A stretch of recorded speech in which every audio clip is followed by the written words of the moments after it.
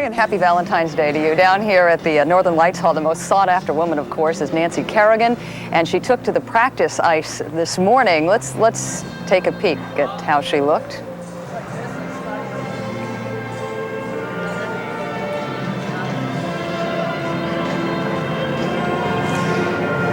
Surprisingly, there were just a handful of people in the arena. Nancy Kerrigan was, in fact, the only one in her training group that bothered to show up. So she had the ice to herself for about 45 minutes. She wasn't particularly sharp, according to her close friend Paul Wiley, who was in the stands watching her. He said she looked a little sleepy, but she was loose and seemed to be enjoying herself. She stepped off the ice a couple times to go over to the rail to talk with Canadian gold medal contender Kurt Browning at the rail. And she's going to be back on the ice a little bit later in this hour. I'm going to drop in on that practice.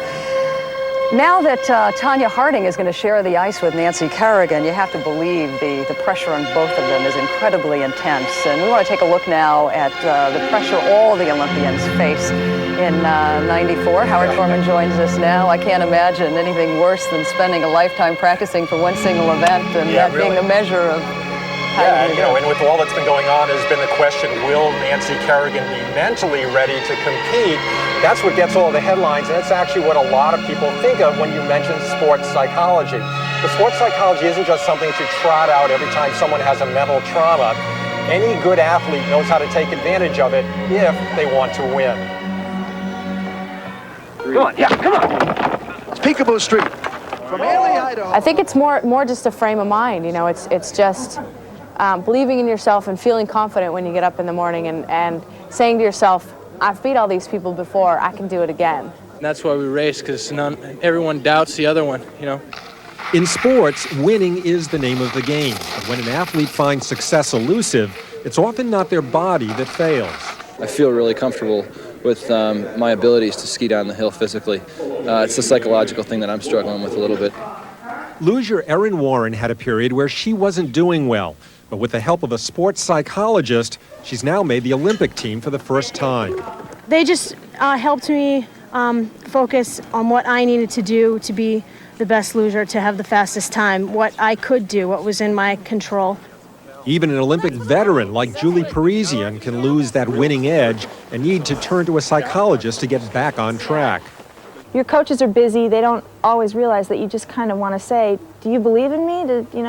Am I just faking myself out here? And so you just need that extra kind of pat on the back or kick in the butt, whatever it is. A lot of times athletes will say, well, it seems to me I'm doing everything the same, but that's not always the case. They may have forgotten what brought them to the top. Whether it's a downhill racer or a graceful pairs figure skater, many athletes share a common psychological technique called visualization. Before competition, I walk out and I'm not watching the other skaters. I'm going through my program mentally, sort of watching the ice arena and placing where everything's going to be landed and doing a clean, perfect run through. Visualization before I run the course, that's probably 70% of it, and then just positive mental talk. It's a combination of energy management, concentration training, visualization imagery skills, and sometimes even a matter of confidence. Confidence and sometimes a certain attitude, like what comes to mind when someone crashes right in front of you just before your run. Some people go, oh God, maybe there's something at that gate that was tricky that's going to get me too. And I look at it as one less girl that I have to beat. When you talk about pressure, these are the top pairs behind us now from last night. They're going to be competing. Sports psychologists, I'm sure, are a real part of their lives. Yeah, on the ice right now, if we can go to another shot here, we've got folks coming number one out of last night's competition, Gordeeva and Grinkov, Mishkutenok and Dmitriev, and the third and fourth, there they are. And Isabel Brasseur and Eisler and Shishkova Naoumov. They come in tomorrow night's program, competing in a 4.5-minute program, a free skate program. But I can't imagine what it would be like to skate down there in the glare of this. We used to think sports psychology was nonsense. No longer. All right. It works. Thanks a lot, Howard. Right now we're going to go back to Harry, who's standing by on the floor. A lot of pressure on him now as he goes after that elusive gold medal. And right now, we're going to take another live picture, this one of Nancy Kerrigan, as she continues to warm up in a rink adjacent to the one I'm standing in right now. She was on the ice for 45 minutes earlier this morning. Her friend Paul Wiley said she looked a little sleepy, and not really sharpen her edges on her skates, but he thought she was very relaxed and she seemed to be enjoying herself. Earlier this morning when she practiced here, there was no one on the ice, and it appears that she has the rink to herself again this time. It was, of course, last night when the ice skating pairs gave their first performances right here, and tomorrow night we're going to see who wins that prize. The competition tomorrow will determine 2/3 of the score, and right now Tracy Wilson brings us up to date on that competition.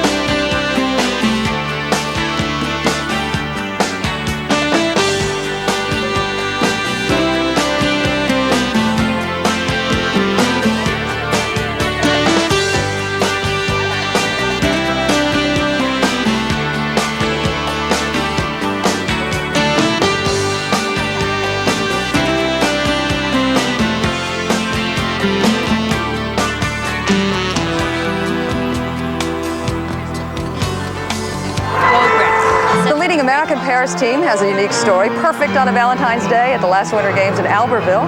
Jenni Meno and Todd Sand fell in love, and they were skating with different partners, but not at this Olympics, and they joined us this morning along with their families. Good morning and congratulations. Good morning. Nice to see you. Thank you. How did it feel out there to be on the ice last night? We felt fantastic. We just had a wonderful time out there. We skated a nice clean program, and it was really fun. Let's introduce the world to your parents. Where's your mom and dad? My parents, John and Janice Meno. Congratulations. Thank you. Good morning. Were you nervous last night? Very nervous, excited. It was wonderful. And Todd, your parents? This is my mom and dad, Doris and Henry. Nice to see you all. You must be very proud. We are. We're proud of them. I thought they skated great. Now, the last time you competed in '92, you were skating with different partners. What happened in Albertville? Can you tell us on TV? Well, I think Todd and I had always been friends. We trained in the same rink with our different partners. And then in Albertville, we spent a lot of time together. We got closer. Our friendship became closer. And we talked a lot about our goals and what we wanted out of our skating. And after that season finished, we decided that we wanted to skate together. I understand, though, you didn't have an easy sell when it came to your coaches. They had some concerns that both of you would have been very successful with the partners that you were teamed with back then. Well, Did they put pressure on you at all? Not really. We had good success before, but we felt like we really had the same goals and desires, and we felt like we could do even better.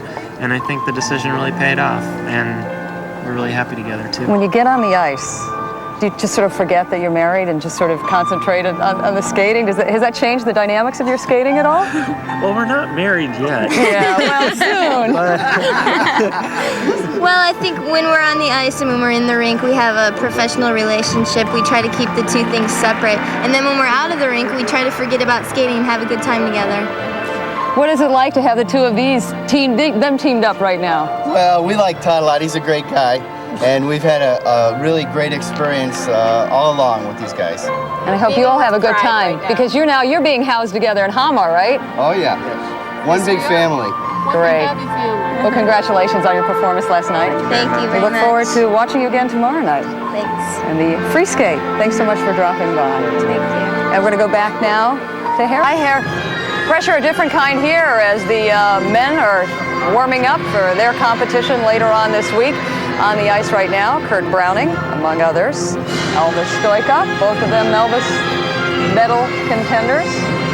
We've already seen the pairs hit the ice today, the four top pairs from last night's competition. We're on the ice early this morning. You've also seen pictures of Nancy Kerrigan from two of her practice sessions today, and coming up a little bit later on, we'll be checking in with Scott Hamilton to get his fix on who he thinks will be the top contenders.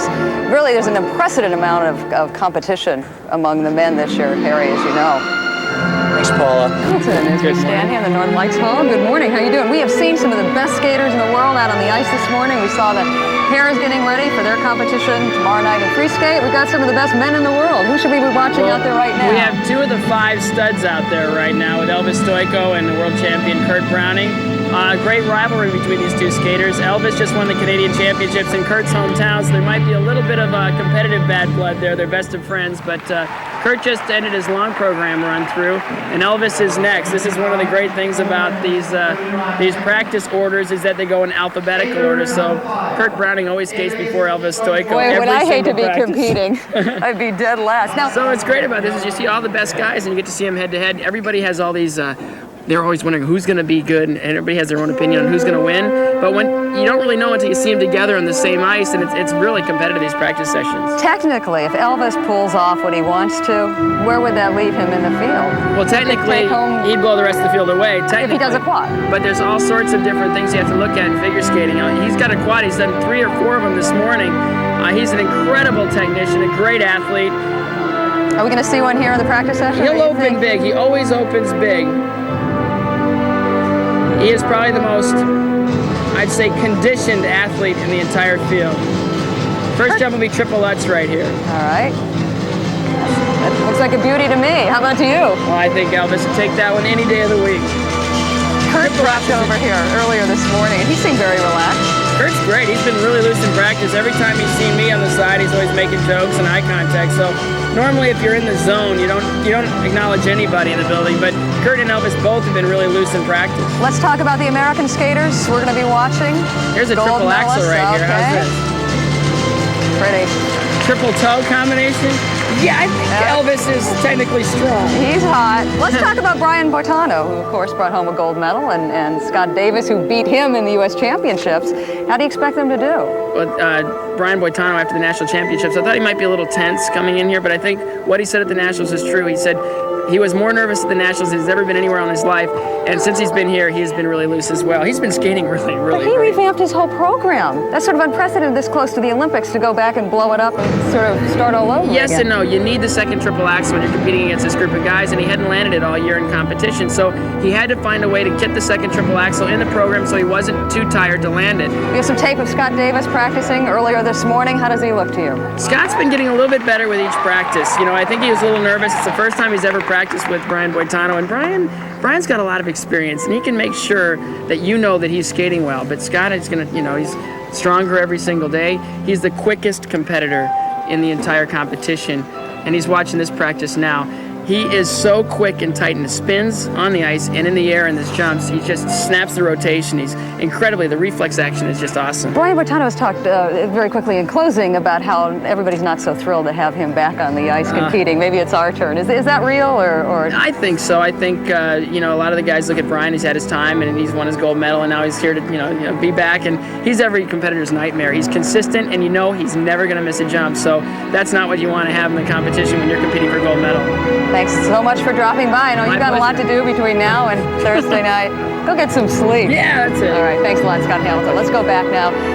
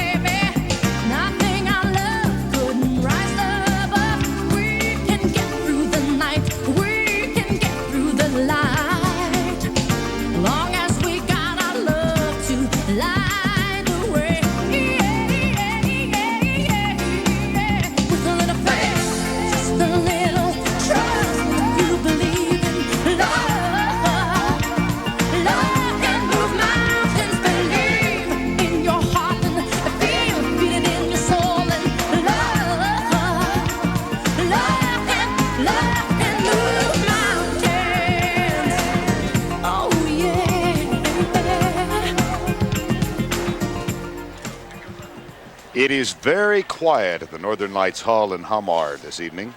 But last night, the 1988 gold medalists Ekaterina Gordeeva and Sergei Grinkov returned to Olympic competition with a performance that highlighted the evening.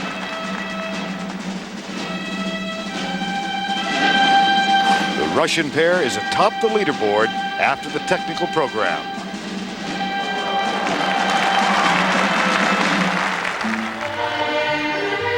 Canada's Isabelle Brasseur and Lloyd Eisler, the 1993 world champions, presented an error-free program and kept alive their hopes of an Olympic gold medal. They're currently in third place.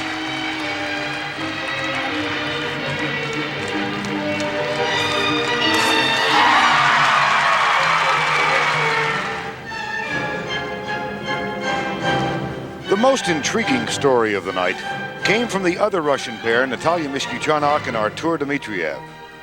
After a frightening fall in the morning practice, the Albertville gold medalists skated a nearly flawless program. Today, their coach Tamara Moskvina talked about last night. I even was surprised because the practice was so bad that I couldn't get rid of the thoughts, what will happen in the evening. But then I made all these hypnotizing maneuvers, and Natalia did proper preparation, and still when they did program, I was really happy that I could even stop myself from jumping when she did this double axel. As the pair ended the program with their trademark, Natasha's spin, Artur added one more element for the audience and his coach. When he did it, I wanted to kill him because it happened many times before. And I told him, skate till the very end. Don't just invent something during the program.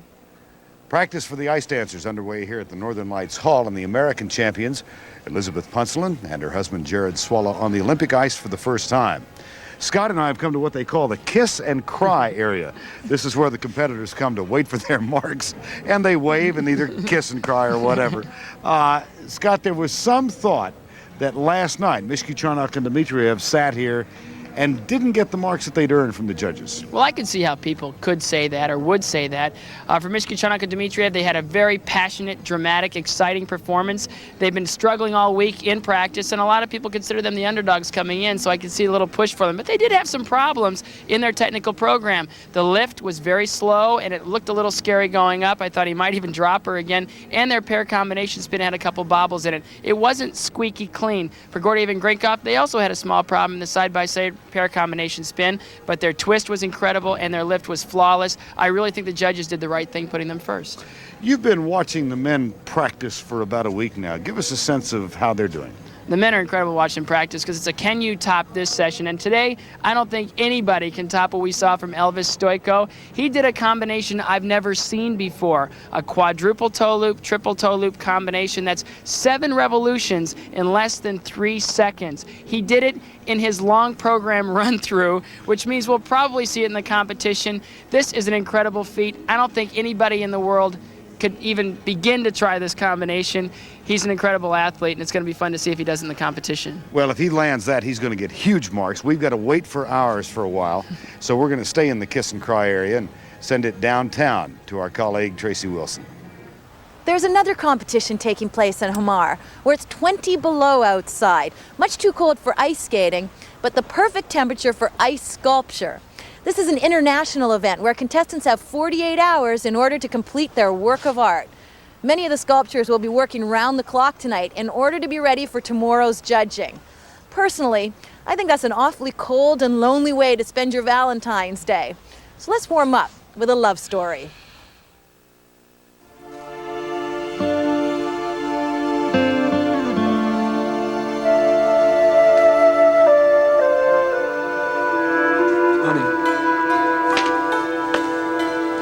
What's wrong? You haven't been yourself for a while now. You're preoccupied, you're distant. I felt there's something missing in our marriage. So have I. Is it me? Is it something I've done? No, it's not you. I've met someone else, and I realize I don't love you anymore. I'm sorry, Rob, but I'm leaving you. Well, that's the type of daytime drama that millions of dedicated fans across the country tune into each and every day. Stories of newfound love and broken hearts. Of course, this one's occurring in Hollywood, happens every day here, but they happen in the real world as well. Just such a story occurred in Albertville, France, in the Winter Olympics in 1992. It had lost love, broken relationships, hurt feelings, all the elements that make up a good soap opera. It's something we like to call As the Skate World Turns.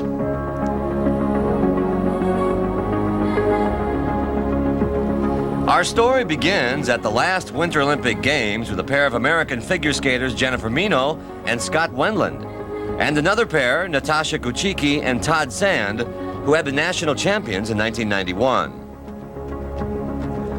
Todd and Jennifer fell in love and 1 month later dumped their skating partners to become an item on the ice as well as off.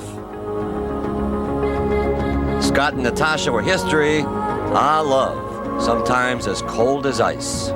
We just had to make a decision that was best for us, and it was hard to tell them, but we told them individually, and It was a really hard thing. I mean, it was a difficult decision to make because we were breaking up 2 pair teams and then there would be one. Scott claims he has put the breakup behind him. He now coaches at the same rink Todd and his Jenni train in. Oh, did we say he had been Todd's best friend?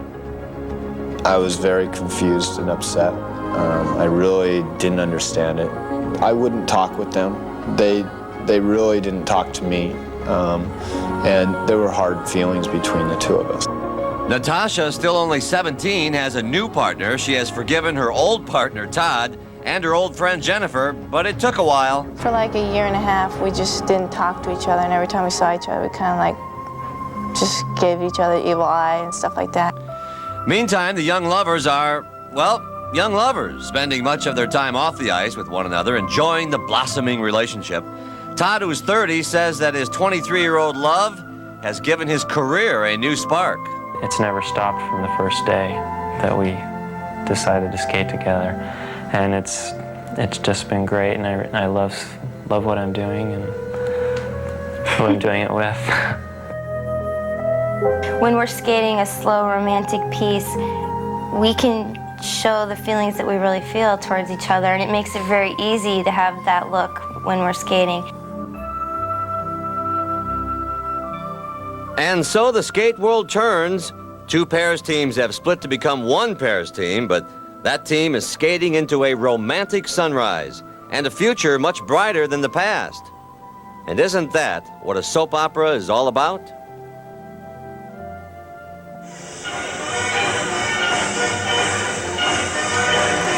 Jenni and Todd made their first Olympic appearance together last night, and they skated very well. They're currently in 6th place, and we'll see them tomorrow night when the first figure skating gold medal is awarded. Ice of the Northern Lights Hall. It's the last waltz for the pairs. You can dance, every dance with the guy who gives you the eye, let him hold you tight. You can smile, every smile for the man who held your hand beneath the pale moonlight. But don't forget who's taking you home and in whose arms you're gonna be. So darling, say the last dance for me. From the romance of skating to the recklessness of skiing, it's the Women's Super G, a stern test for only the sturdiest of skiers. And then it's a freestyle free-for-all. Donna Weinbrecht takes us on a breathtaking, bone-jarring journey down a minefield of moguls. She begins her quest to recapture the gold she won in Albertville. It's the 4th day of the 17th Olympic Winter Games from Lillehammer, Norway.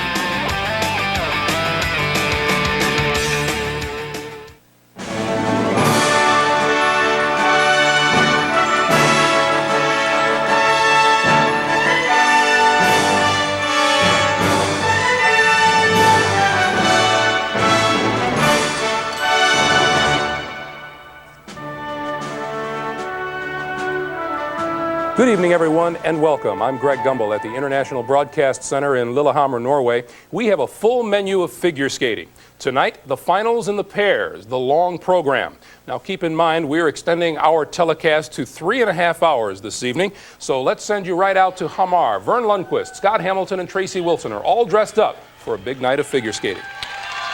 We're at the Northern Lights Hall in Hamar, the site of the figure skating competition at the Olympic Games. And inside, some 6,000 have gathered where the pairs free skate is underway. The free skate accounting for 2/3 of the final score. The program duration 4.5 minutes in length, and on the ice right now from Canada, Jamie Saleh and her partner, Jason Turner.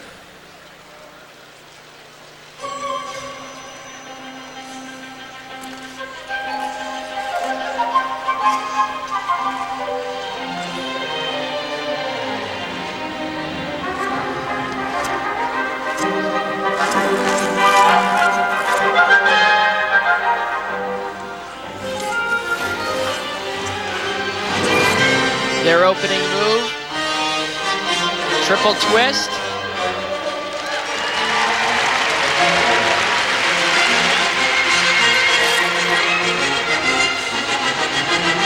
Now a throw triple Stojko.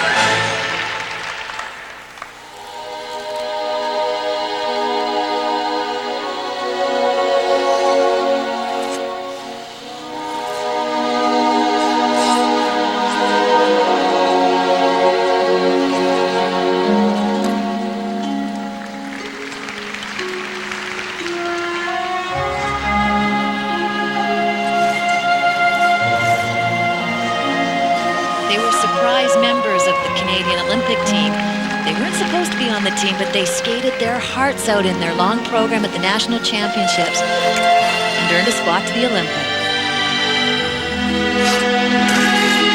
Nice side-by-side double axel combinations. And they really do represent the youthful, energetic enthusiasm that comes with a young team. They've been having a blast all week on practice, really enjoying every moment on the ice. I think one of the joys for all of us to be here and experience these young athletes enjoying their Olympic experience. Jamie Saleh is 16 years old. Her partner, Jason Turner, 23.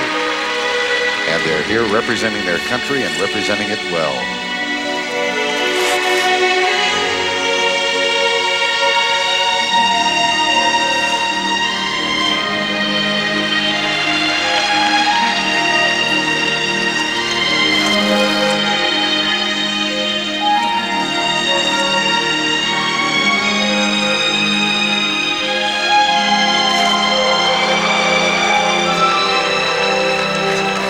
Doing so well up to that point. She rotated a little outside the circle, and there's no way you can land a jump and rotate it outside, tilt to the left when you're landing right.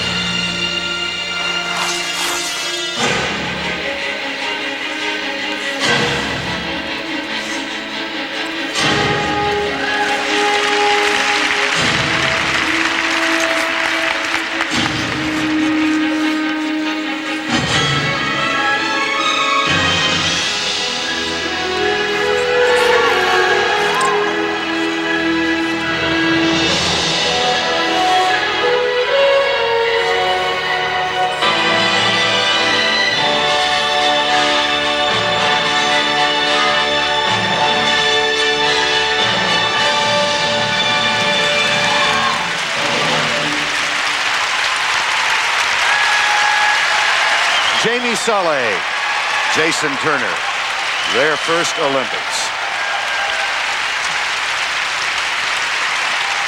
Members of Team Canada looking on.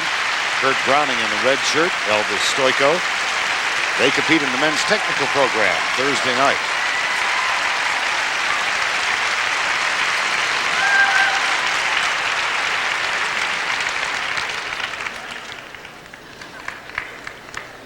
Let's take another look at the pair spin at the very end of the program. Very young team showing great quality here. Now they'll turn this into a spin that looks, it might look familiar. That blade is dangerously close to her face. But if you're wondering where you've seen that spin before, well, you'll see it again a little bit later on tonight. Mishkutenok and Dmitriev made this spin famous. It's a signature move for them. And later on tonight, you're going to see this couple competing for the gold medal. Hi, Mom. Hi, Dad. Hi, Wendy. Hi, Wendy. And now we wait for the marks from the 9 judges, and none of these marks are thrown out. We do not throw out the high and the low. And again, these account for 2/3 of the total score. These are the marks for technical merit. These aren't too bad. They skated pretty well. The 1 double axel, it's a shame they fell on that throw double axel because it's a great move for them. They've been landing it all week. But first Olympic experience, the first time competing on this level, they have to be excited.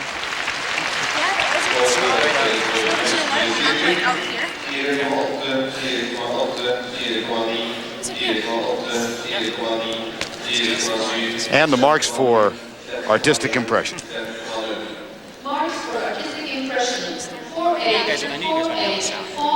I think these represent that they're still young. They've got a long way to go maturing and seasoning.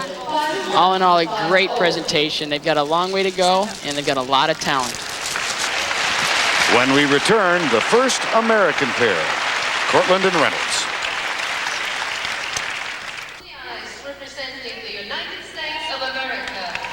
From the United States of America, Newark, Delaware, as a matter of fact, the 3rd place finishers in the recent U.S. National Championships, Karen Cortland and Todd Reynolds.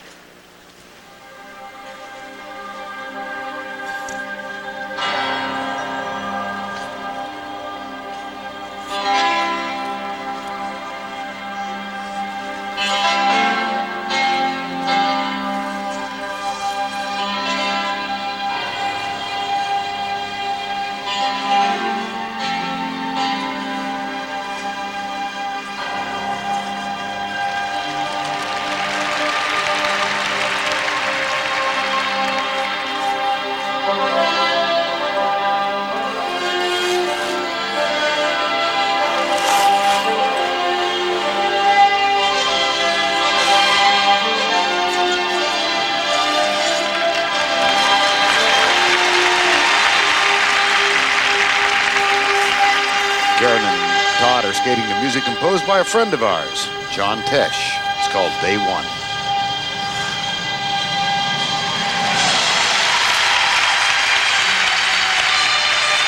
Coming up, a huge release move, a throw triple loop. Look at the distance and the height.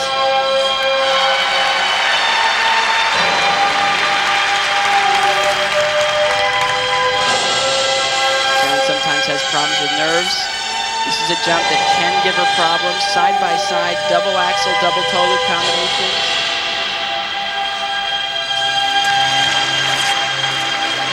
Little step out, but she covered it well.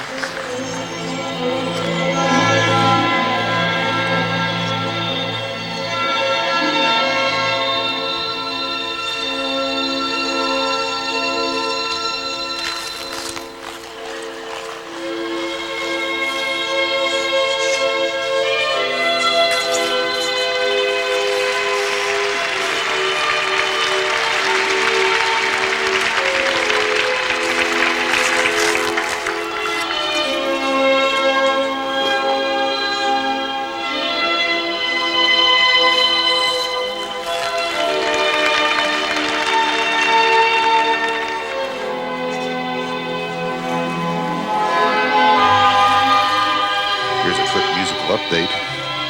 This is called Fire Dance by David Lawrence. Throw double axel. same place as Sally and Turner, the exact same spot where they fell. Todd is quite a bit bigger than Karen, 100 pounds heavier. He's very strong, and sometimes he's too forceful on the throw. You can see the height she gets, but trouble controlling the landing.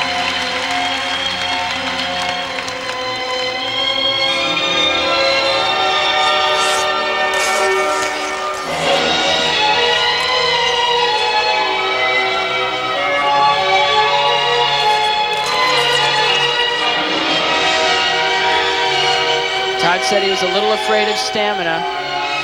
He had the flu a couple weeks ago and it just knocked him out. His coach was saying today that they're really worried about him getting through the program, and these moves at the end of the program could be pretty tough on him.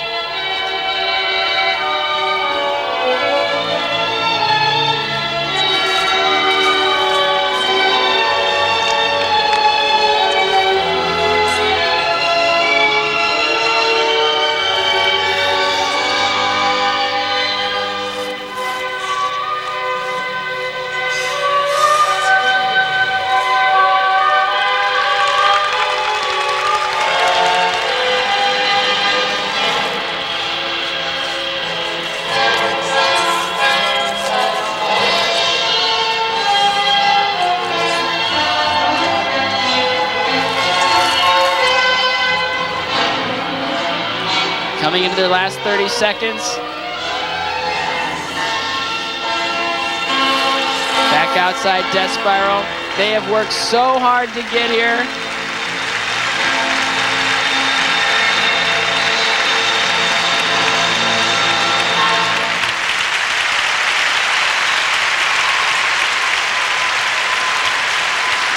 "27-year-old Todd Reynolds and 23-year-old Karen Cortland in their first Olympic experience.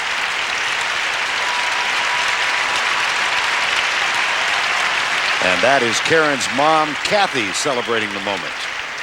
Great example of their athletic ability. This throw triple loop, he'll lift her into the air. She'll go a long way, rotating the whole time. It's a great move for them. Beautiful element. Yeah, I didn't feel real. Here are the marks for technical merit for Karen Cortland and Todd Reynolds. 4 6s, 4 7, a 5-0. Not too bad. They made some mistakes. They started to get a little slow towards the end of the program. I think the flu knocked some of the wind out of him, and when you can't run the program together, sometimes you lose a little stamina. All in all, I think they did a great job. They've worked so hard to be here. They've been through so much, and this has got to be a great moment for the both of them. And the marks for artistic impression. These actually go down a little bit. I think the speed at the end of the program, they needed a little bit more. They started out so big and they slowed down towards the end of the program. It leaves an impression on the judges. When we return, another American pair, Kyoko Ina and Jason Dungey. Kyoko Ina and Jason Dungey finished second in the recent U.S. National Championships held in Detroit. Jason is 26. He's taking time off from his studies at Michigan State. Kyoko comes from a terrific athletic family. Her grandfather was a track star for Japan in the 24 Olympic Games. Her grandmother played tennis at Wimbledon, and her mom was a swimmer. Here are Ina and Dungey.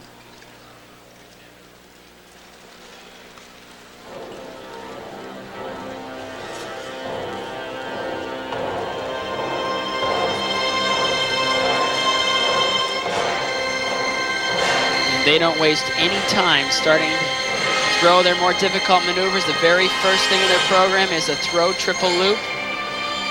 Air position, height, speed. Beautiful.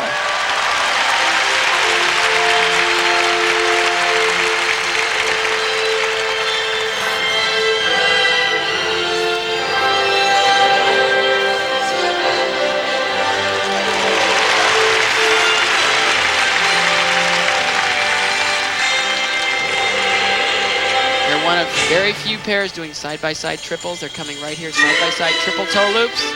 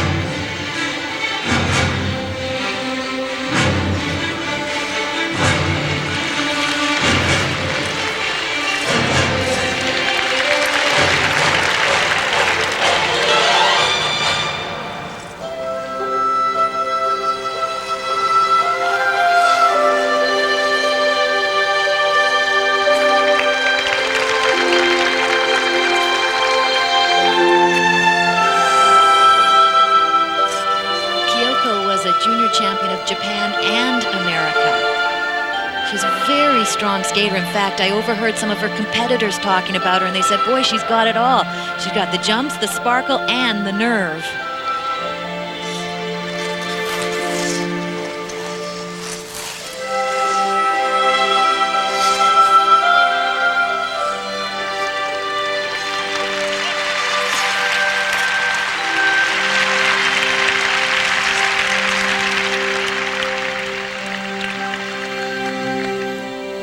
Realizing, I guess, that a medal was a remote possibility for them.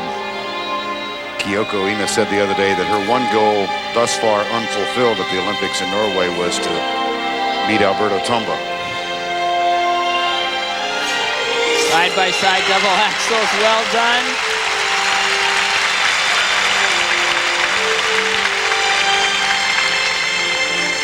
Jason said, I daren't miss a jump because I know Kyoko will land it, and if I miss, she'll be glaring at me.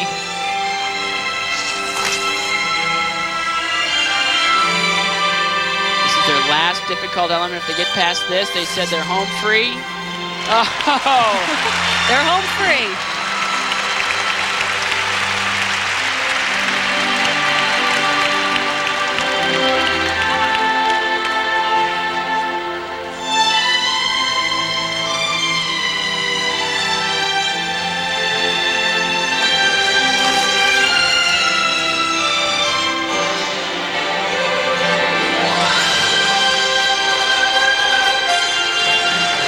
Look at her face. She's not too happy, is she?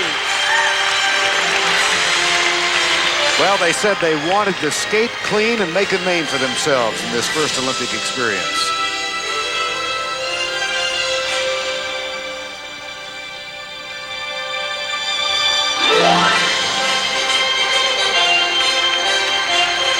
What a fantastic performance.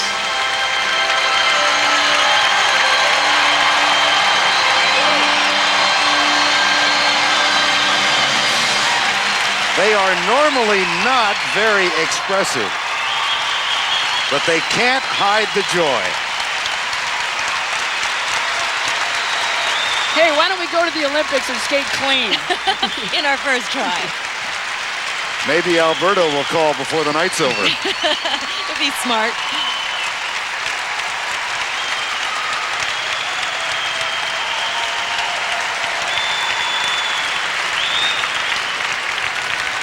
Another look at the throw, triple loop.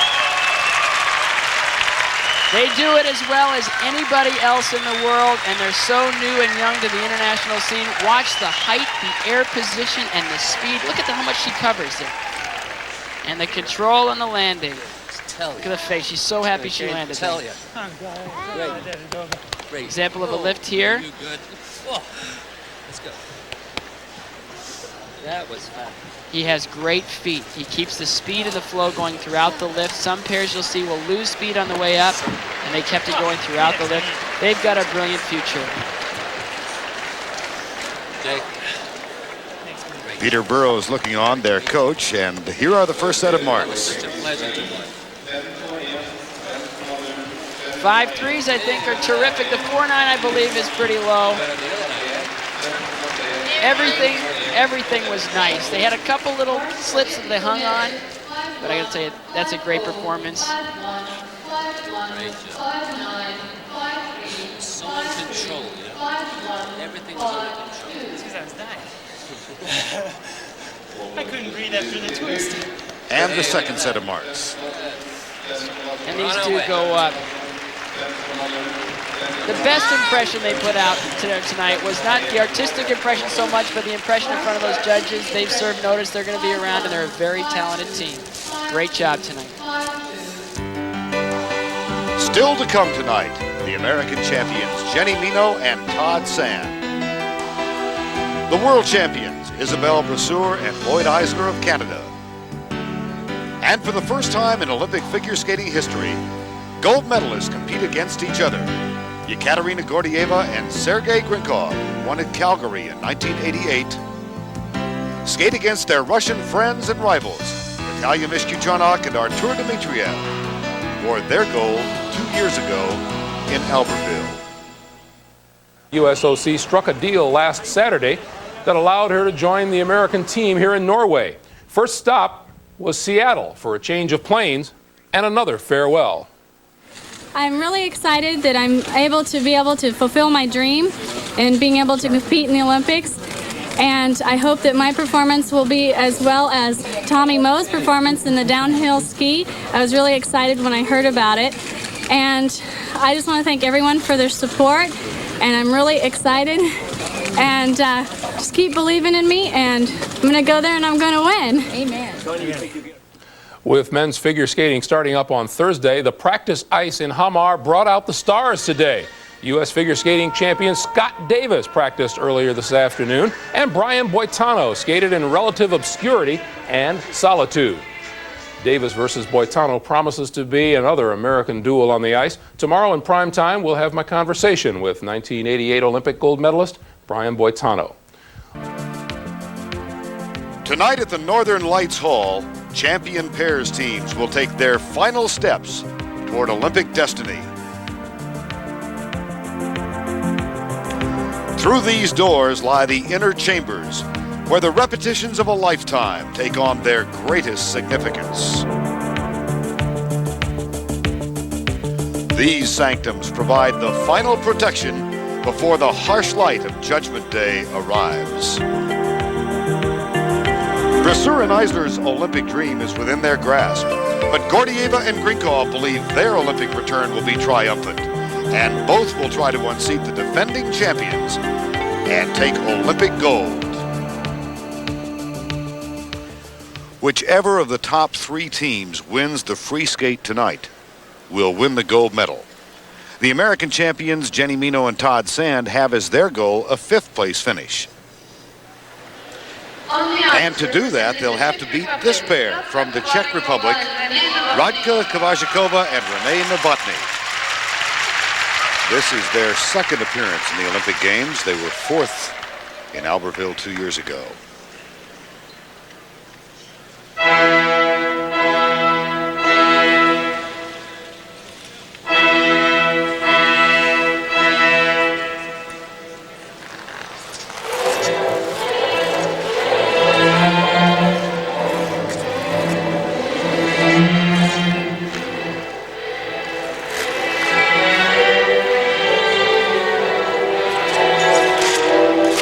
Triple toe loops.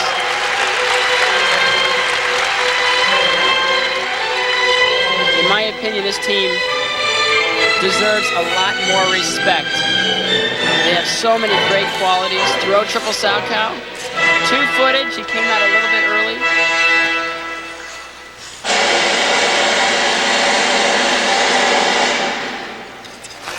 They seemed on the way to garnering that respect after a 4th place finish in Albertville. They finished 2nd in the world that year, but then fell off to 4th last year.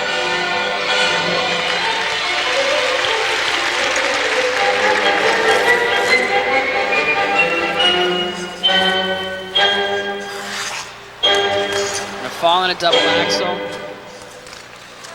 It's going to leave a lot of room for error on Meno and Sand's part to pull up.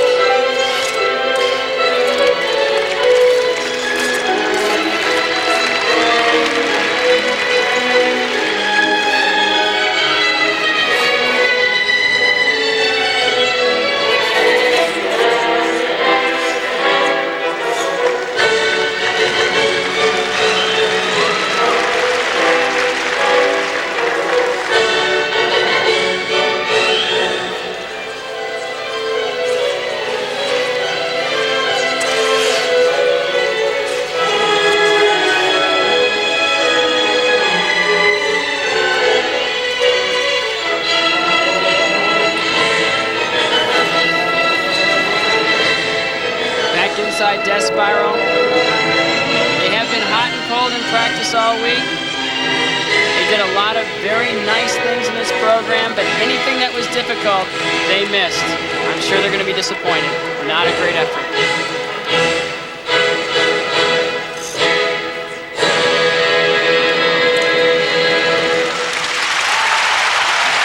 And it does leave room for Jenni Meno and Todd Sand. Kavajakova and Novotny. They are from Brno in the Czech Republic, a city of 400,000, about a 2.5-hour drive east of Prague. Looking at their throw triples out, if the partners aren't in perfect unison, if they're not going up at the same time for this move, you get twisted in the air and she comes down just a little bit short. She gets confused right here and she said, nope, I can't get around all the way, and the badly two-footed triple Stojko. The one thing they do very well is lift. Their air positions are beautiful. He has good speed across the ice, great choreography in their program, great position, and a nice dismount. But they have to do the release elements well and the side-by-side jumps. The double axel fall, very costly. With their coach, Irina Rodnina, having joined them, here are the first set of marks for Kavajakova and Novotny. And as much as I love this pair, I don't think they've gotten the respect they deserve. These marks are awfully high. They're beautiful artists. I expect these to be the second marks, but on the first mark, they made a lot of mistakes.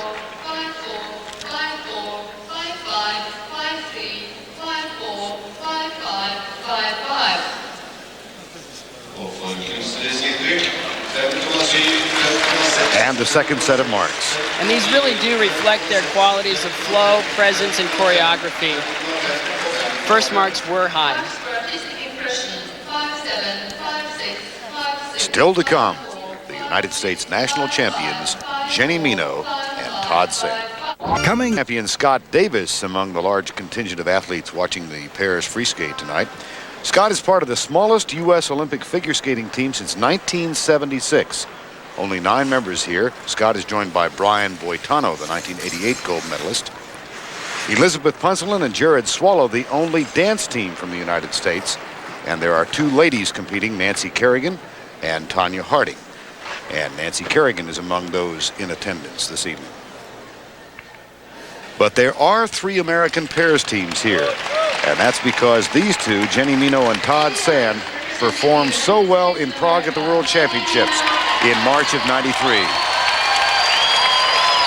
They finished 5th there and would like to equal that accomplishment here.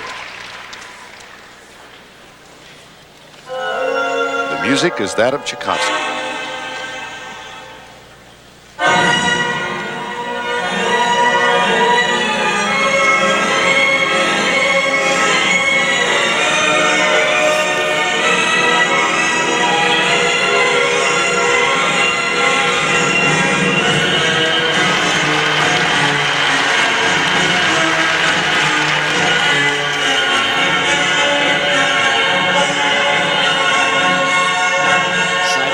Double axel combinations, double axel and the double toe loop.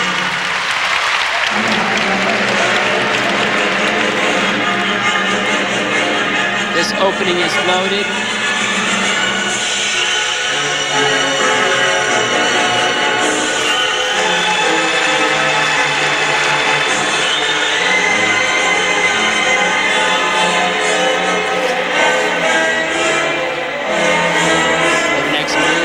Triple Stojko. Air position is very important for flow out of the jump.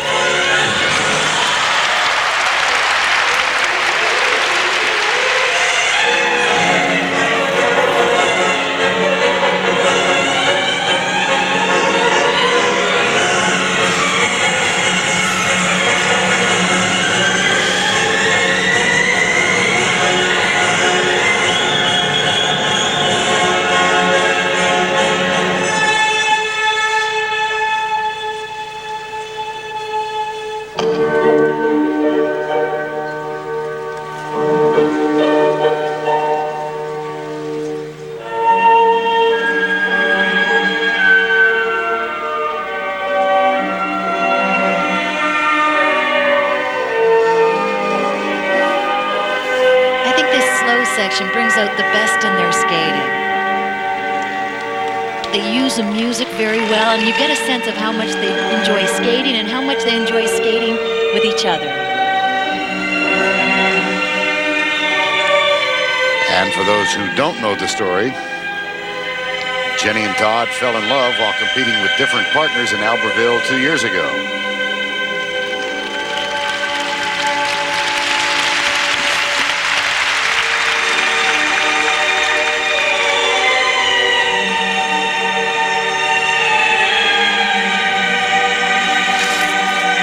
I think this is their last danger move in the program. If they get past this, I think they're on their way to...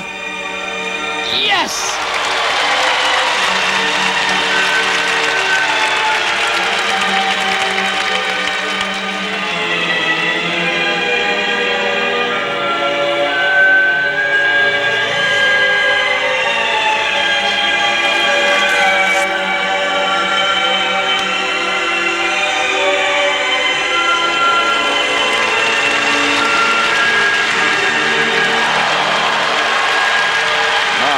Goodness.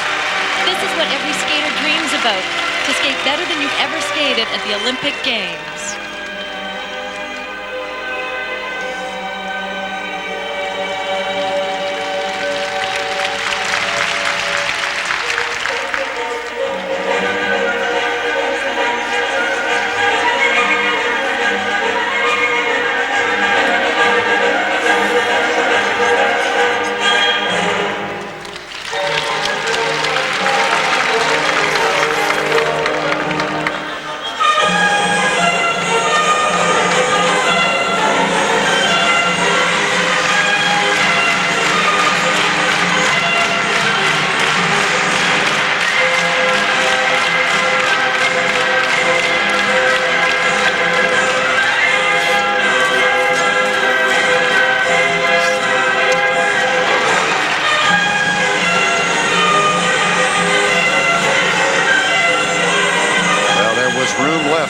Place by Kavajakova and Novotny. Will this be enough to overtake them? As far as I'm concerned, it is. Comparing the two programs, they delivered a lot of very difficult moves. They didn't have nearly the mistakes that Novotny and Kavajakova did. I think this is going to pull them up for sure.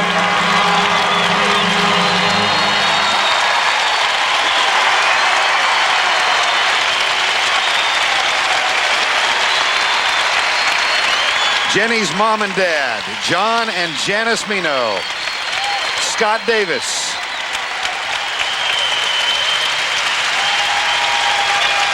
and assorted others. A terrific performance for the United States national champions.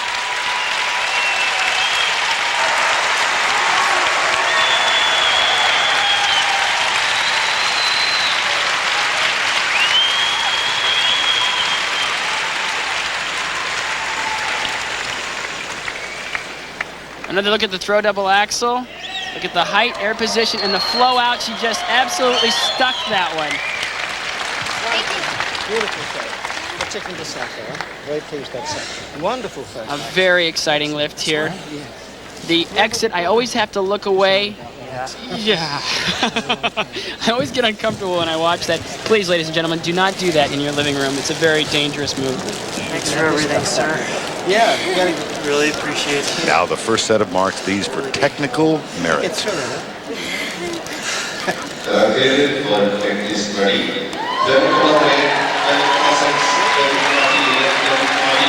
Well, I think the 5-3 is low, but you got to see where it comes from.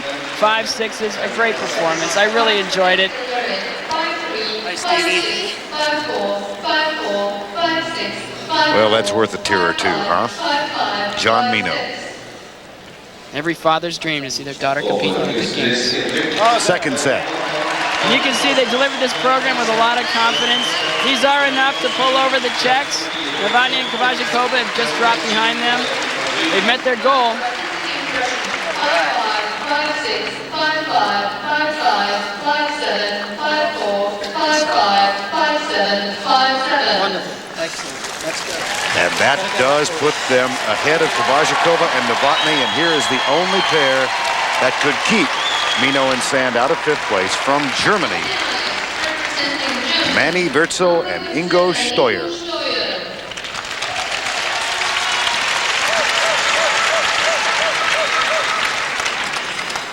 They're in 8th place entering the free skate. But if they do finish ahead in the free skate of Meno and Sand, they would jump ahead of them in the rankings.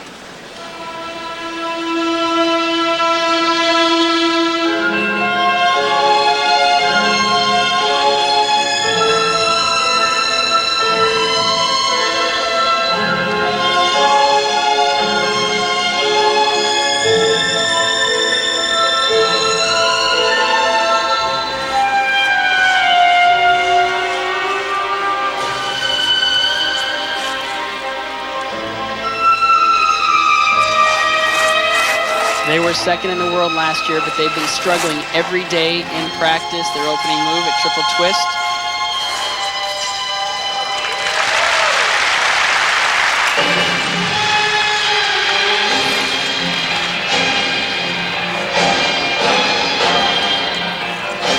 Side by side, bounce triple toe loops. She missed her toe completely. That's exactly the way they've been skating all week.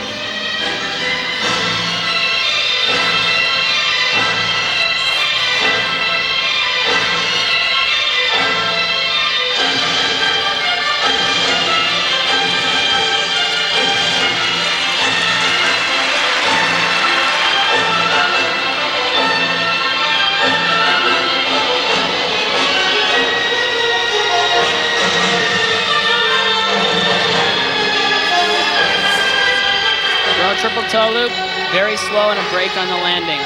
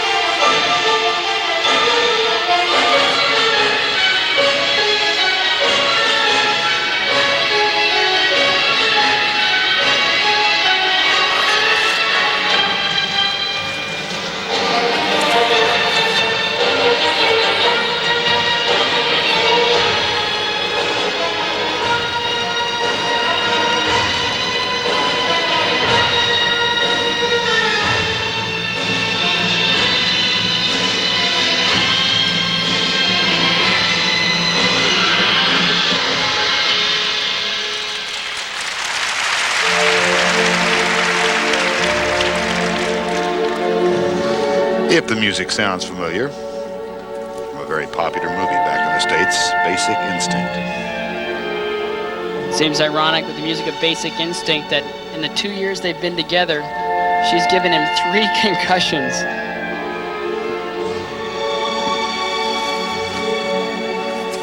Oh dear. That had to hurt a lot. She tripped over her toe pick and came right down. It had to knock the wind completely out. At the very least. I don't think she can breathe.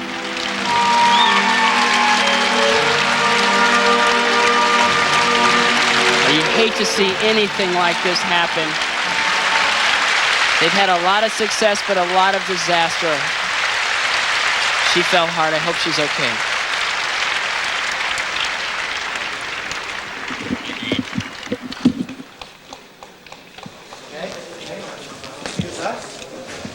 Natasha. Natasha.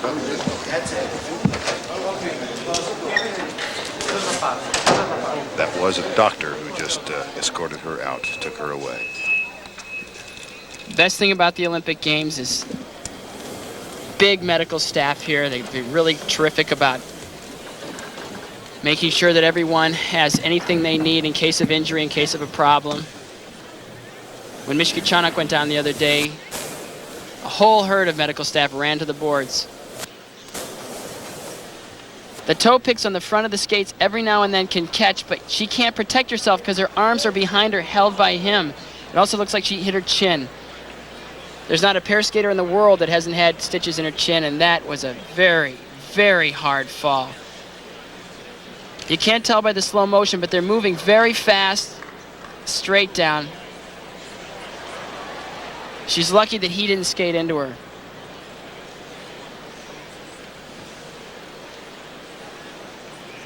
From the front, you can see her toe pick just catch there. You saw the ice fly up. She was lucky she didn't catch a skate in the side from him. Very scary. Pair skating is extremely dangerous.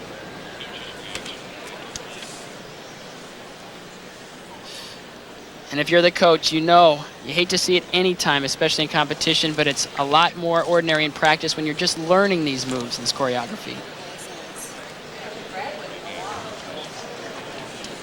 We'll be back right after this. Where it has just been announced that Mandy Wurzel and Ingo Steuer had to withdraw from the competition because of injury. Tracy Wilson has made her way back to the training area. Trace? Verne, I've just talked to the German team leader, Peter Krieg, and he said that Mandy has badly cut her chin. She's in the first aid room behind me having it stitched right now. He said that nothing is broken, but he said it is impossible for her to go out and skate. This crowd has not been informed that there is no serious injury to Mandy Wurzel, so it is a very subdued gathering right now. We'll return to the Northern Lights Hall in Hamar a little later in the evening when the gold medal will be decided.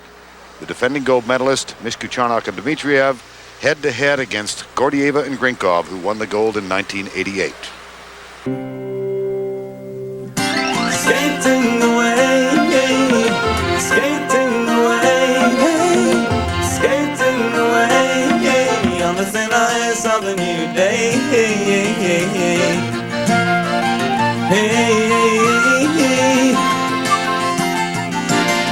And as you cross the circle line, well, the ice wall creaks behind. You're a rabbit on the run, and the silver splendors fly in the corner of your eye, shining in the setting sun. Hey, hey, hey, hey. Skating away, skating away, hey, skating away. Coming up, the final pairs try to skate away with Olympic gold. Gordeeva and Grinkov. Mishkutenok and Dmitriev. Shishkova and Naoumov. Brasseur and Eisler. We'll be back in just a few minutes after this message and a news update from your local station.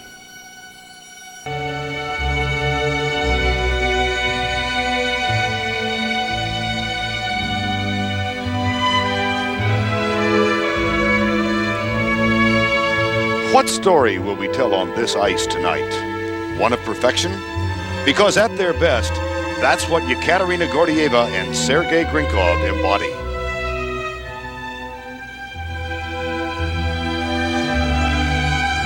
Or will it be the underdog's tale? The couple from Canada, Isabelle Brasseur and Lloyd Eisler, trying to do what no pair has done in 8 Olympics. Beat the Russians.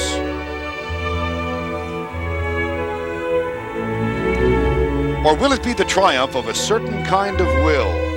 This odd couple from St. Petersburg, Natalia Mishkutenok and Artur Dmitriev, she too big and he too unruly, and the disastrous season that almost came to an end with this fall before their Olympics even began.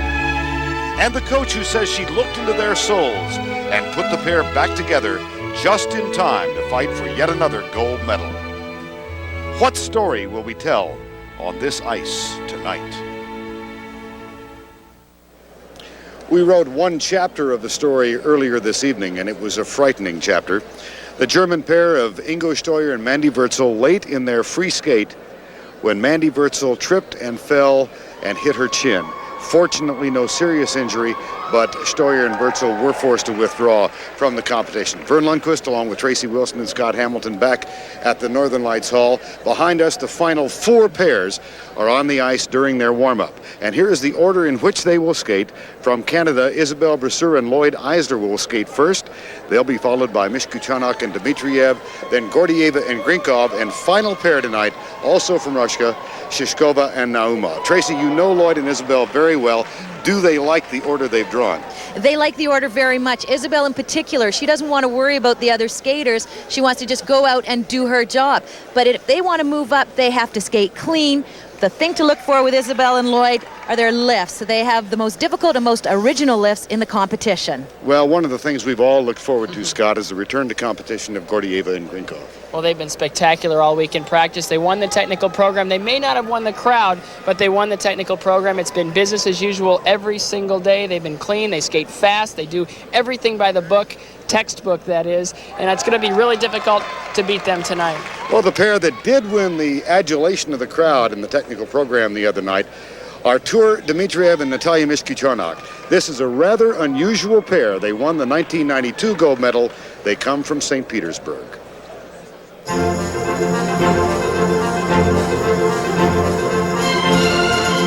St. Petersburg, the one-time imperial capital of Russia, home to the czars and a city long steeped in a tradition of music, dance, and the arts. This tradition is part of the fiber of the city, ingrained in its life. St. Petersburg, I think, is the best city, very artistic history. You can feel in this city, you know. Another artistic Russian tradition continues in pair skating. For the last 30 years, no other nation has ever won pairs Olympic gold. The latest to carry on the heritage, Mishkutenok and Dmitriev in Albertville 2 years ago.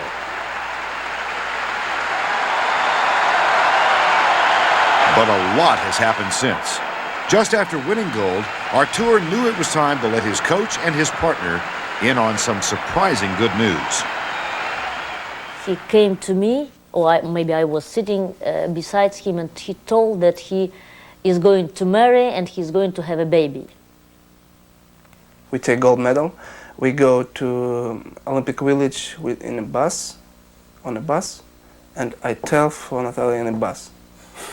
I was surprised, but I was happy because he found some girl. After the Olympics, the girl, Tatiana, became his wife. Their son, Artur Jr., was born in September '92. And Artur Sr. took happily to the changes of family life. Life also changed for Natalia after the gold medal, but for the worse. The pair turned pro with little success. After years on the ice, Natalia was tired, unmotivated, and unsure. She gained weight, leading Artur to think of finding a new partner. Very quickly, from being nobody in life, she became Olympic champion. Everybody was admiring her, and then she thought, oh, where to go, what to do. With or without Natalia, Artur made up his mind to return to the Olympics. And in January of last year, Natalia decided to join him. She also decided there was nothing wrong with her, that a diet and a haircut wouldn't cure.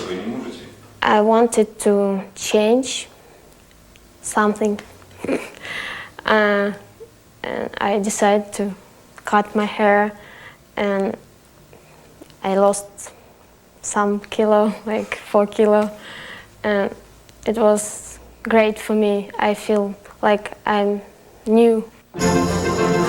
Of course, in St. Petersburg these days, much is new. But at least for now, some traditions carry on. And both Natalia and Artur are back in the Olympics, ready and renewed.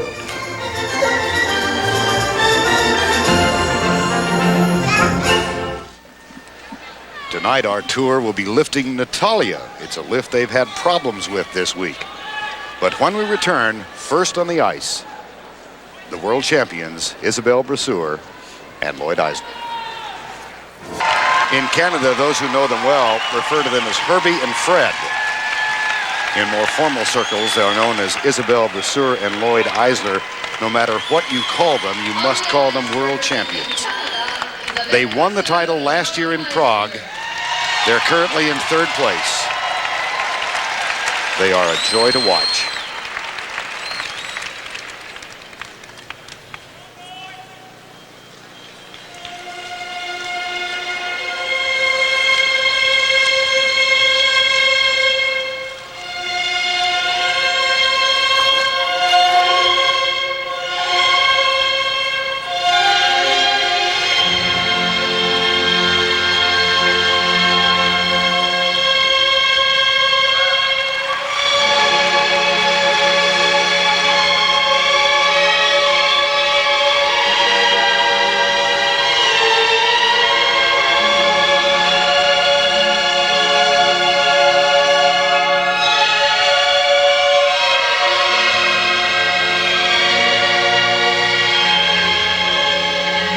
With the quality of the two pairs in front of them, they're going to have to skate extremely clean. Side-by-side double axels.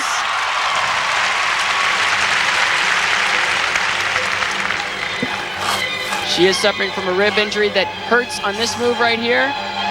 Triple lateral.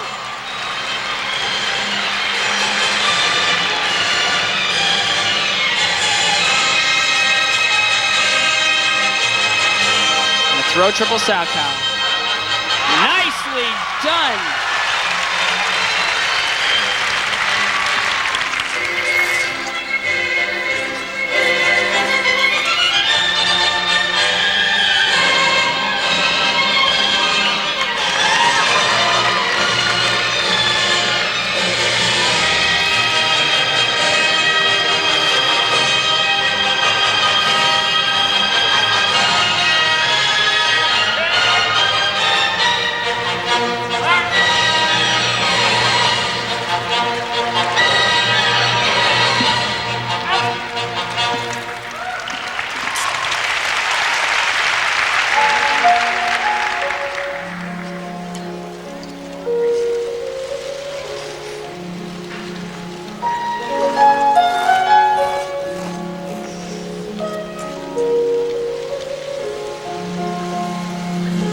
The last time Brasseur and Eisler competed against Mishkutenok and Dmitriev and Gordeeva Grinkov, the World Championships in 1990 in Halifax, they finished second. G&G were first, Mishkutenok and Dmitriev were third. Eisler and Brasseur keep a picture of that podium in their training rink as a reminder of the step they want to take. And if they win this portion of this event, the free skate, they will win the gold medal. Next move, a triple twist. Look at the height.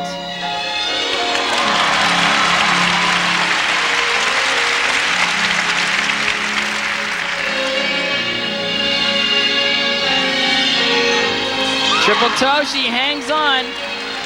The one problem they have is they skate much slower than the Russian pairs. It's something the judges really look for. And here is their strength. This is called the Brasseur Eisler star. He lifts her with one hand, her hands are free.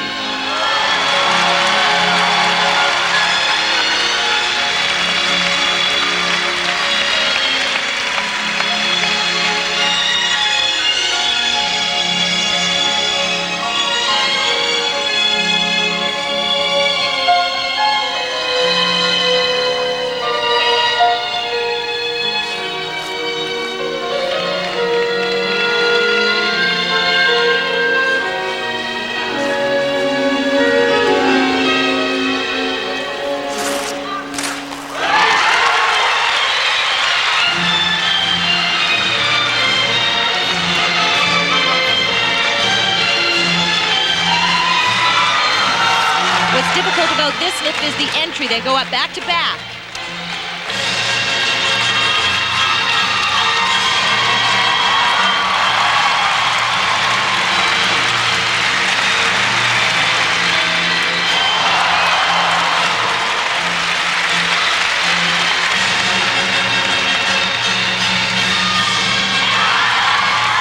Well, they've definitely set the standard tonight. This is as well as I've ever seen them skate. There's no would-haves, could-haves, or should-haves after this performance. It's up to the two Russians to hang on because this is one fantastic performance from the Canadians. That hat just sat on the head of Lloyd Eisler Sr. And he said today, he goes, I don't care where they end up. It's got gold all over it.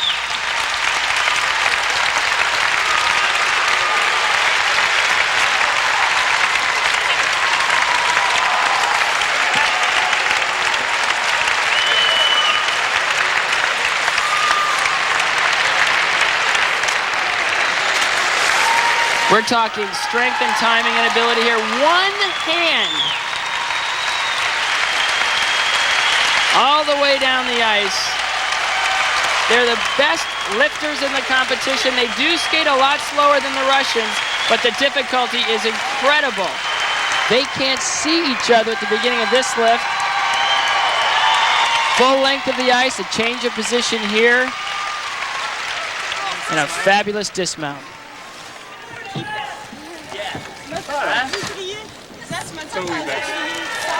Merci.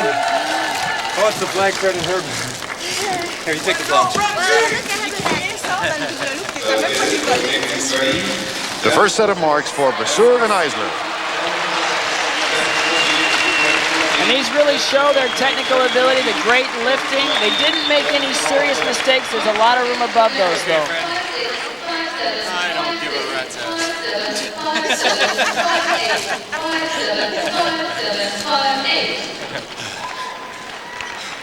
And the second set of marks.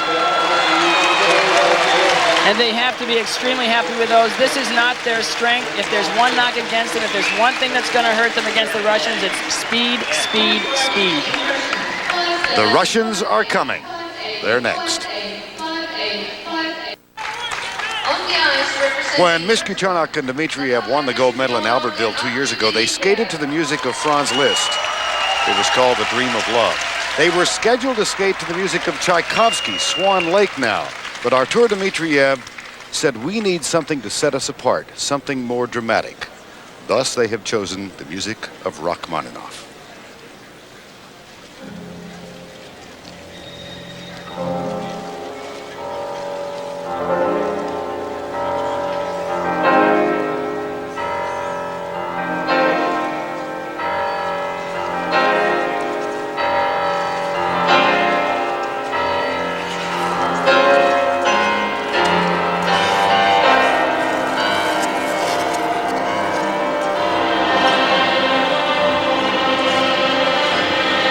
Beautiful choreographically this program is.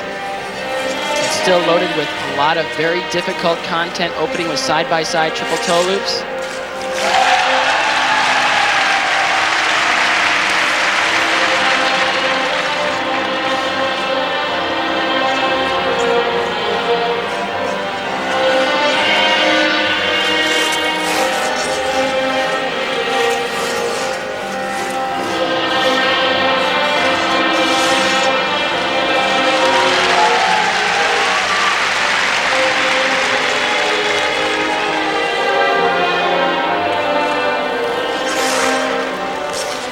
Beautiful throw triple toe loop.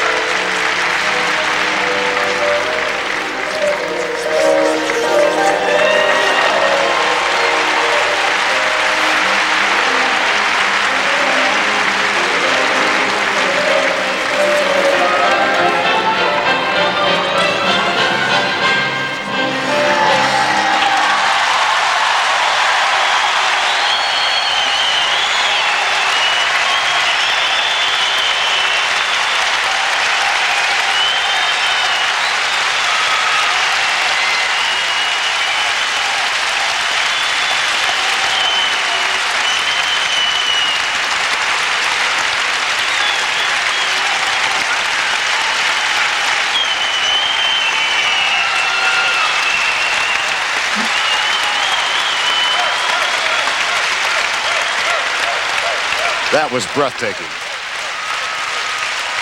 Natalia said her reason for coming back and competing in the Olympics again was, she said, in Albertville, I wasn't perfect. Tonight, she was.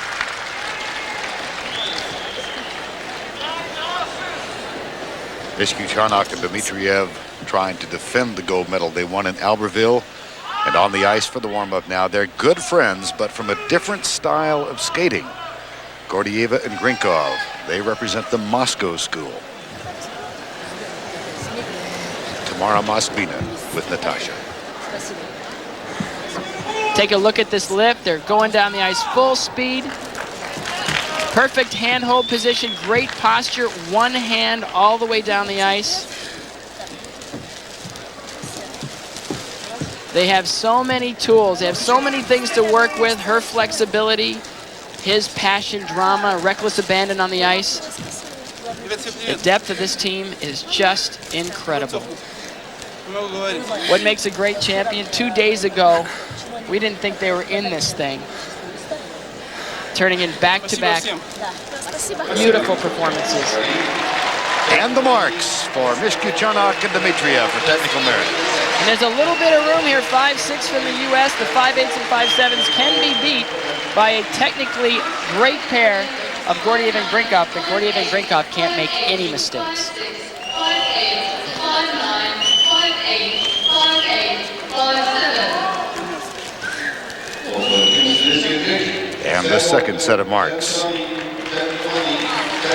Well, in looking at the differences between Gordeeva and Grinkov and Mishkutenok and Dmitriev, it's apples and oranges. It's perfection or passion.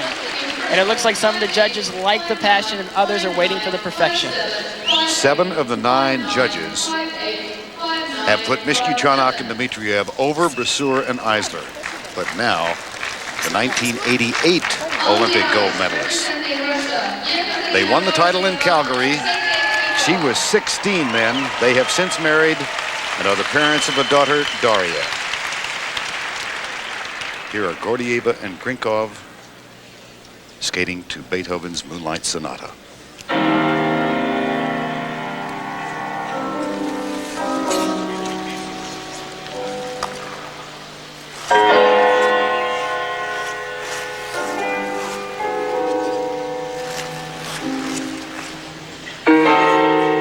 Side double axles.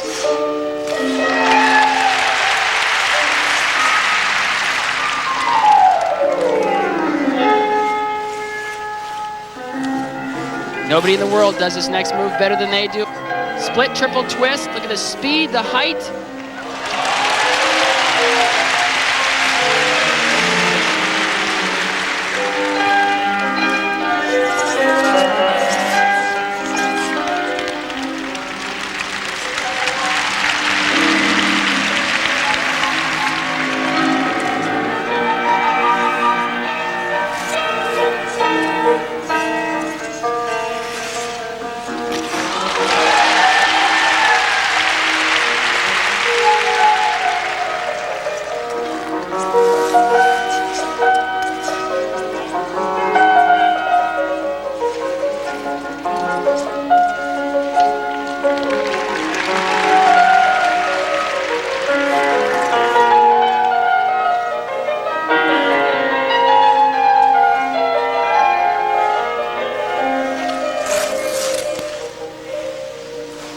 Strongest moves, but also one of the most dangerous. Throw triple sow cow.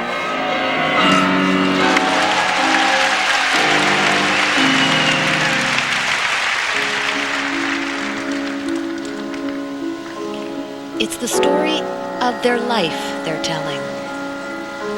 This section about their love for each other.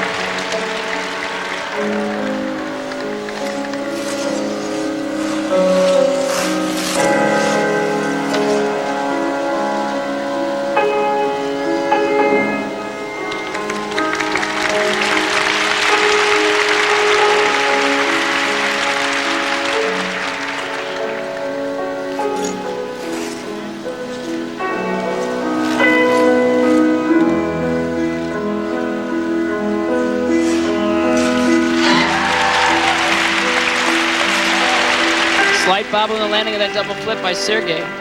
You can't make any mistakes. You just followed two of the best pair teams in the world, and they both skated their best.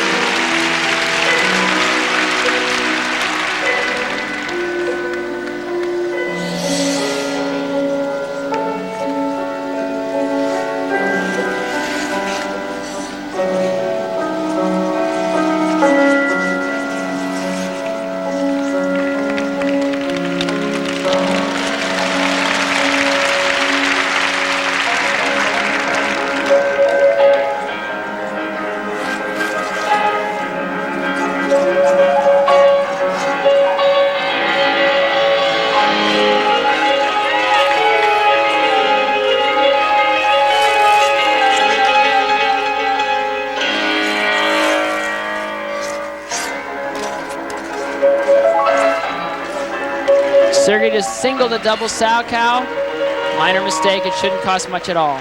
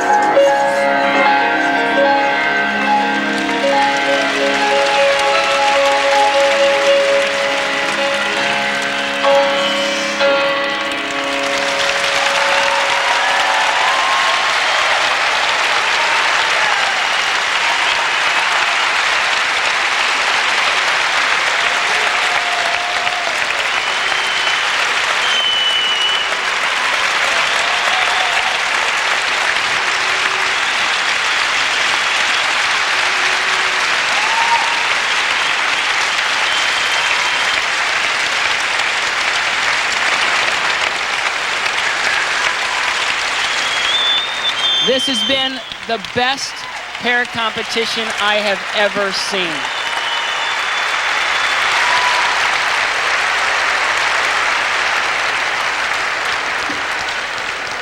Just two insignificant errors in this program. The singled sow cow, which I'm sure half the judges didn't even notice, and this minor bobble on a double flip.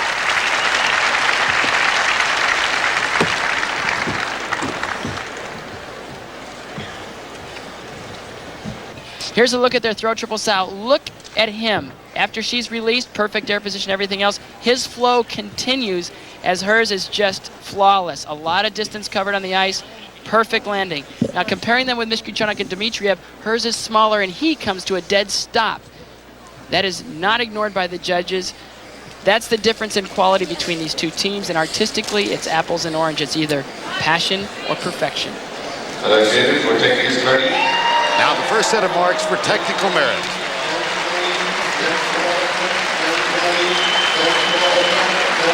I think they speak for themselves.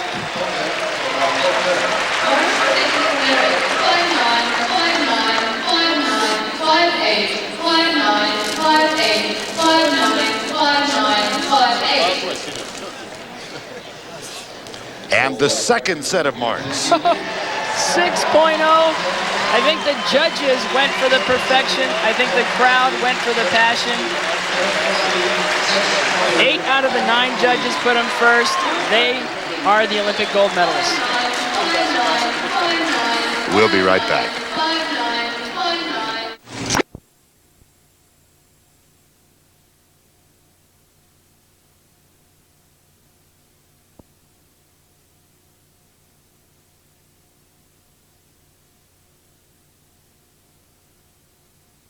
Still up for grabs. Gordeeva and Grinkov currently first. Mishkutenok and Dmitriev are second. There has never been a Russian sweep in the Olympics. If there is to be, this pair, Shishkova Naoumov, must skate extremely well.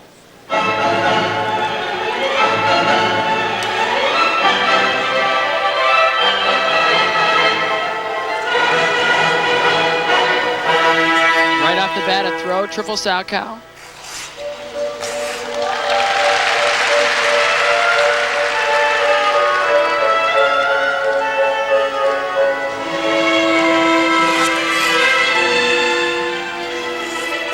Like Mishkutenok and Dmitriev, side-by-side triple toe loops here. Slight break in the landing on her part.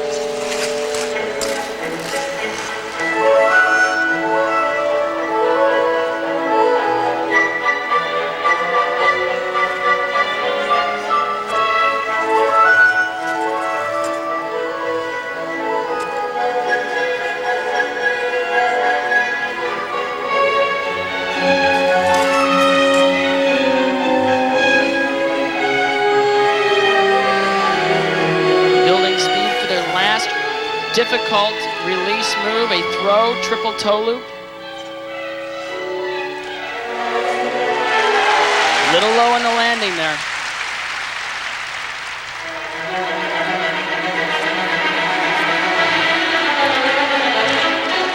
Yevgenia Shishkova and Vadim Naoumov are joined in a battle for the bronze medal right now, trying to oust the Canadian pair of Brasseur and Eisler.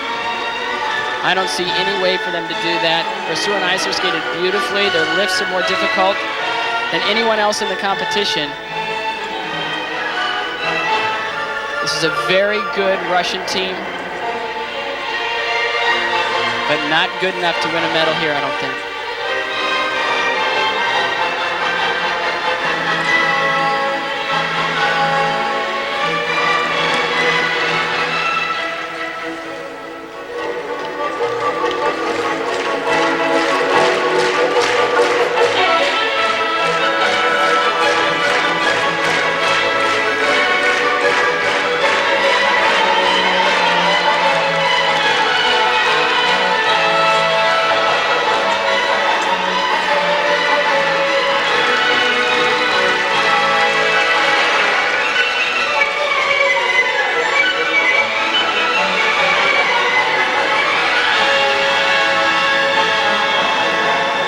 Just from top to finish, technical program through long program, this was a beautifully skated event.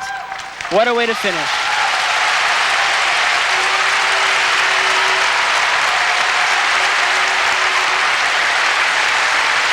And the final pair on the ice, Yevgenia Shishkova and her partner Vadim Naoumov. Looking on, Lloyd Eisler and Isabelle Brasseur. Will they hold on to third place?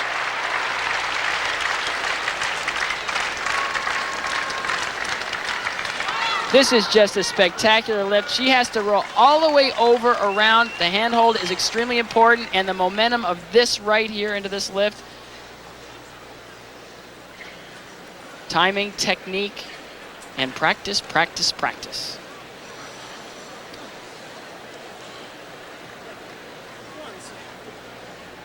One more look from this angle, you'll see the timing. Her legs come around and up.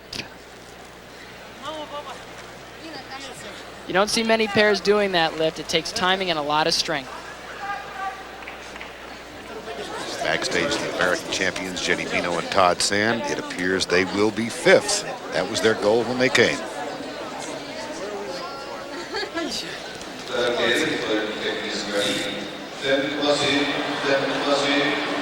And the first set of marks for technical merit. And these are great marks. This is going to be very, very close for the bronze medal. 5'8" from the Russian judge.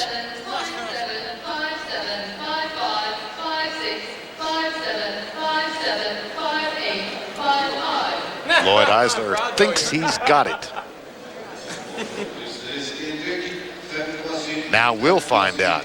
The second set of marks. 5'8". This is so close. I think it came down to a broken tie. I think it's 5 judges to 4. What a close match for the bronze. Here are the ordinals. There are 4 third-place votes and 5 for 4th, and Brasseur and Eisler capture the bronze. That was for you, Rocky. The final standings put Gordeeva and Grinkov in 1st, Mishkutenok and Dmitriev 2nd, and Lloyd Eisler and Isabelle Brasseur are 3rd.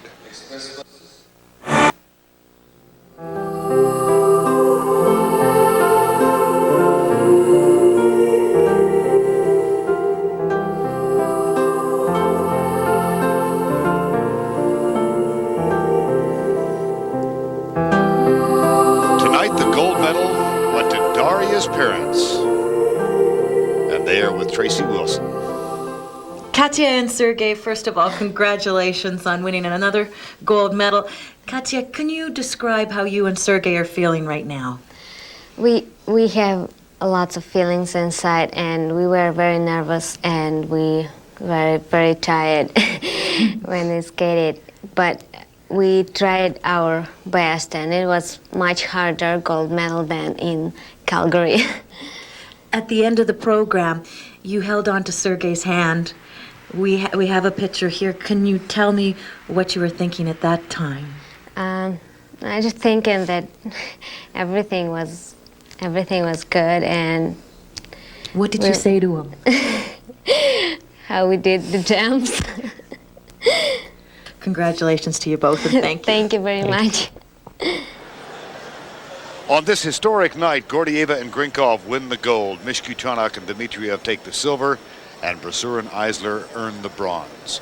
The American champions, Jenni Meno and Todd Sand, achieved their goal with a 5th-place finish. Kyoko Ina and Jason Dungeon had a terrific night. They moved from 15th to 9th. Karen Cortland and Todd Reynolds finished 14th.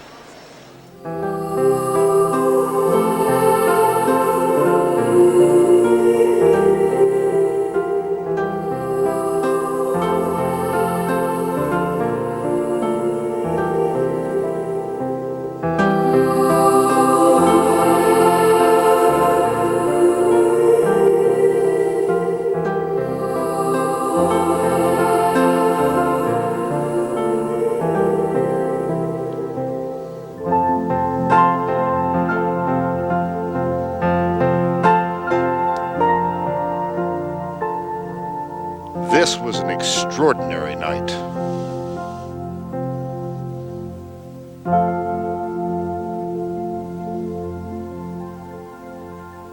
And that concludes the pairs competition. The Russian team of Gordeeva and Grinkov gladly accepting their 2nd gold medal in pairs figure skating.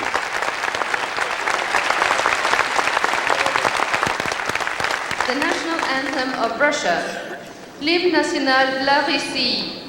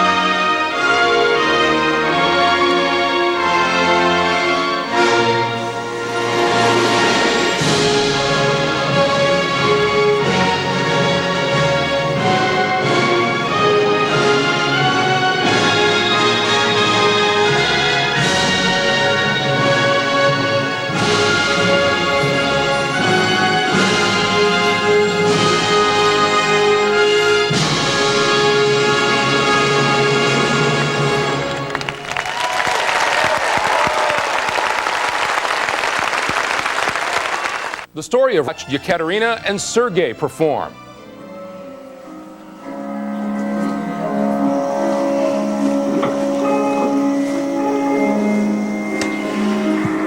And then they watch the numbers go up in Hamar, Norway.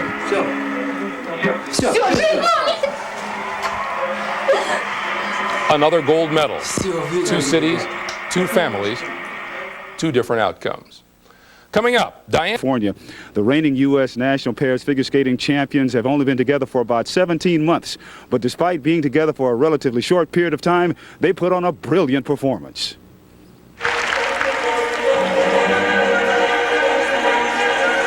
Meno and Sand were nearly flawless in their free skate performance. This marked their first Olympic effort as a duo. Each skated in the 1992 Albertville Games, but with different partners. They finished a strong 5th overall, and both were pleased with the end result. I think we both felt really good tonight. We didn't feel, I don't think we felt too nervous. We just went out there and tried to have a good time, and we definitely did. It was just great. All the Americans were cheering us on, and it was really fun. Jenny and I really had a great experience out there. So taking a look at the final standings, the Russian duo of Gordeeva and Grinkov take the gold, followed by another former Soviet team of Mishkutenok and Dmitriev. Brasseur and Eisler of Canada won the bronze medal. Meanwhile, Germany's Mandy Butzel deserves a Purple Heart after going through a horrible fall in tonight's pairs championship. She and partner Ingo Storen are midway through their program when Wolzo takes a bad fall, losing her footing right there and goes face first into the ice, landing very hard on the chest and chin. Storen carried his stunned partner from the ice. She suffered a mild cut on her chin and some bruises. Meanwhile, the only thing bruised... Now to skating of a slightly different sort. The men will take to the ice tomorrow night in the technical program of the men's championship. Brian Boitano, who won a gold medal back in 1988, put the finishing touches on a few moves at his final practice. Boitano and teammate Scott Davis are expected to compete for the gold medal, and we'll have highlights of the event plus interviews tomorrow night on the Channel 2 News at 11 o'clock. G&G won the gold in what was an unbelievably beautiful performance. And joining us now are Gordeeva and Grinkov, Ekaterina and Sergei, and welcome and congratulations. Ekaterina, was that the best competition you've ever seen? Thank you. I haven't saw the all pair skaters who skated today because we were taught in our warm up, and so but I hear that everybody skated just great today, and it's why we think it was very hard for us to skate for the gold today, and we're very happy that we skated good enough for this. Good enough, you're right indeed. You know, when you were on the medal stand and they were putting the medals around your neck, what was going through your mind? I mean, so many things have changed in your homeland since 1988 when you won your first gold. That's right. The gold in Calgary was very much different because it wasn't so much pressure on us the first time, because everything was in the first time, and we just trying our best. And for this year, everybody thinking that waiting from us something great skating, and everybody saying that we can be the Olympic medalist. And so it was very much pressure on us, and it's why we had a lot of feelings inside before we skated and after, and so just very much nervous. Yeah, well, you can smile now. Congratulations. Thank you very much. And thank you for joining us. Thanks. Those have to be perfect or points are deducted. That's close to perfect. That one too. There are also twist lifts, in which the thrower also becomes the catcher. And then there is the, shall we say, twist and shout.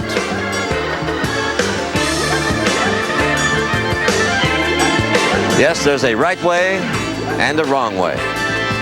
Speaking of throws, this is how we throw to a commercial and a word from your local station. Stay with us. We'll be back. Fasten your seatbelt. The circus arrives in town tomorrow. That's the media circus that will surely follow that one right there. And Tanya, you won't have a car like that in Lillehammer. Sometimes sports stories become so big, the news division has to be called in, and this was one of those stories. Not since Edward R. Murrow stood on a roof in London have we had so many distinguished men and women covering the story, and John Blackstone has been the man on the scene and has stepped off the Oregon Trail and into late night. John, welcome. Nice to see you. Good to be here. Well, here she comes. She'll be here tomorrow. What kind of a scene do you think that'll be out at the airport? We've been watching in Portland what we call, in the news business, gangbangs with hordes of camera crews on Tanya Harding. And I've never seen anything like it, with the number of people following her. And that's just been the American media, largely in Portland. Here, with now camera crews from around the world. I mean, we add the Australians and the Japanese to that mix, and everybody. It's going to be terrible. It's an Olympic event in itself, I think, getting a picture of Tanya Harding. We gave you the we'll get Lane Stam, who finds herself as president of the Tanya Harding fan club. She says of Nancy Kerrigan, quote, "I think she will be the great American sweetheart if she is forgiving." She didn't say just who Nancy should embrace. I guess we'll find out soon enough. But tonight over at figure skating. Thanks, Paula. Well, the young woman at the center of the biggest Olympic controversy in years is finally in Norway. Tanya Harding arrived less than 2 hours ago at the airport in Oslo. From there, she is going to take about a 2-hour drive up to Hamar. That's home to the figure skating venue and American figure skaters. Harding is going to be housed there in Olympic housing, along with Nancy Kerrigan and the other members of the U.S. team. During a stopover in Copenhagen earlier this morning, she spoke briefly with reporters. I'm happy to be here, and I'm really excited. Thank you. Do you think the judges will be biased against you? I have nothing to say. Will you have a meeting with Nancy Kerrigan, do you think, this evening? I don't know.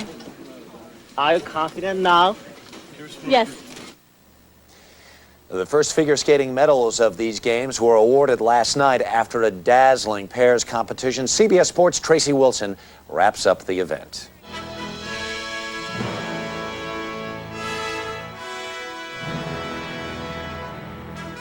Northern Lights Hall last night. Each pair knew only their best would keep them in the competition.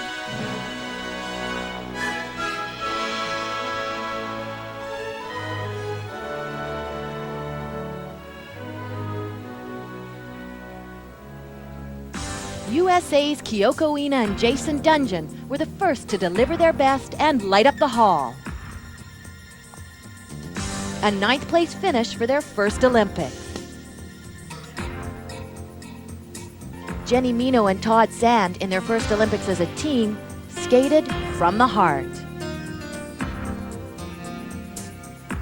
Their gold medal was a top 5 finish.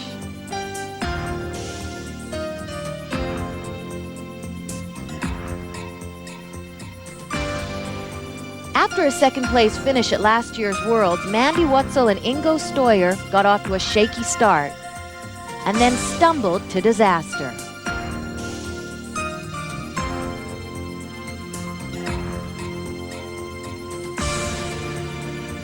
Their season had been plagued with injuries, and this competition ended when Mandy left to receive 3 stitches on her chin.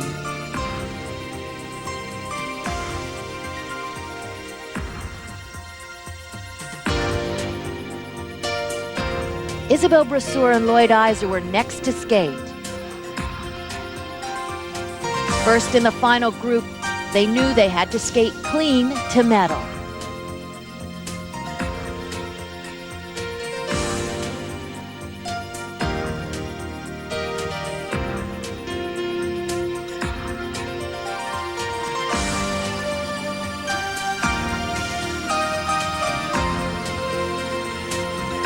Their medal was the bronze.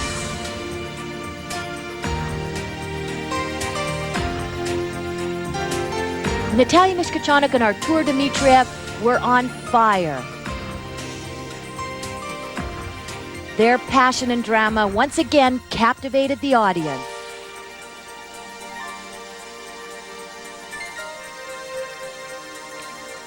In 1992, they won the gold. Last night, the silver. Once again, they won the audience.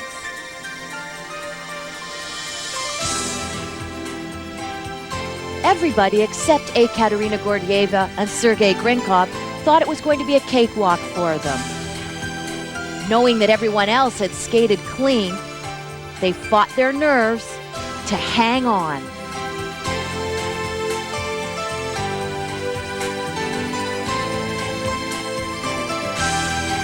Despite a nervous skate by Sergei,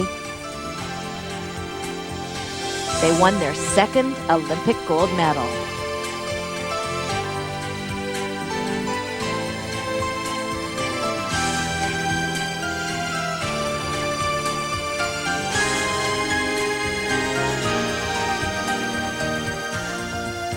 Final standings in the pairs event.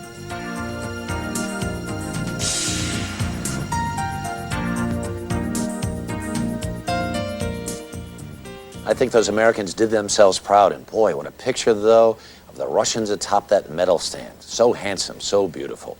Let's go back. Morning, Harry. How are you? Very good. Has the rumble of Tonya Harding heading up the highway hit there yet? The earth hasn't moved here yet. Not quite yet. There are, of course, reports she has landed in Oslo and is en route here, but thus far all is still quiet. We're still reflecting, actually, on the pairs competition last night. Scott Hamilton said after it was all over, and actually while it was on, it's the best he's ever seen. So we've gotten that behind us, and now we have potentially the best men's event that's ever been held. We say potentially because one never knows how well these fellows will skate. But Brian Boitano, who won the gold medal in 1988 in Calgary, is among those pre-instated, and he is on the ice right now. This group of 5 men is about to begin their practice for their technical program. And Brian Boitano will be the first to skate in the men's technical program on this ice tomorrow night. That technical program accounts for 1/3 of the total score. 8 required elements in the technical program. That is his coach, Linda Lieber.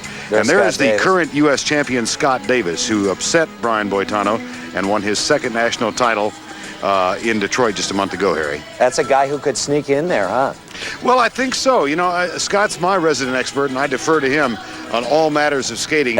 He thought before all this began that there were 4 really viable candidates for the gold. Boitano, obviously, Victor Petrenko, who won the gold in Albertville, Elvis Stojko, and Kurt Browning, both from Canada.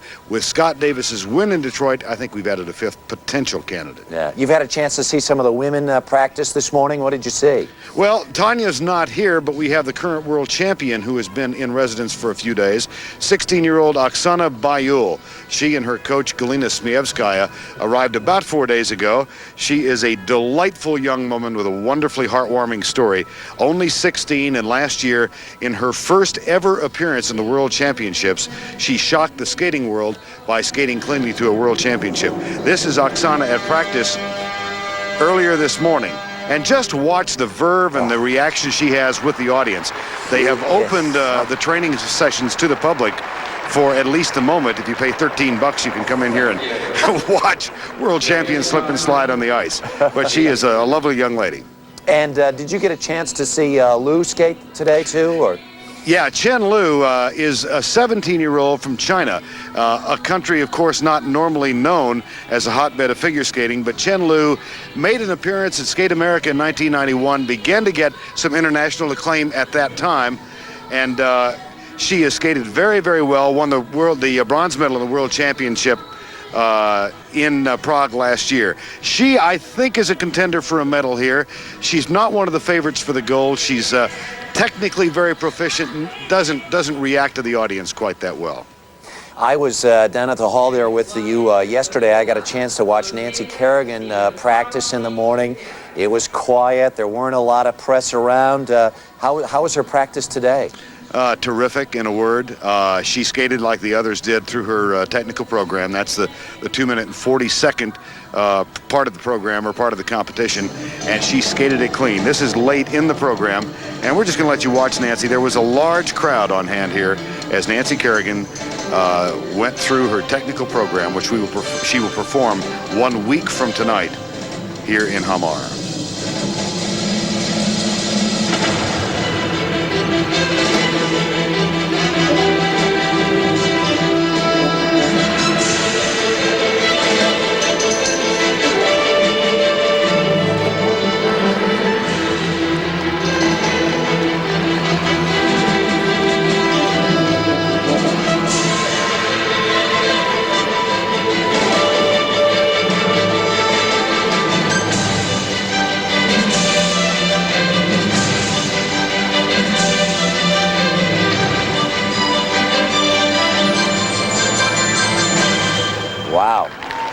Pretty good, huh, Harry? Verne, that is a young woman who looks like she is ready for the Olympics to start.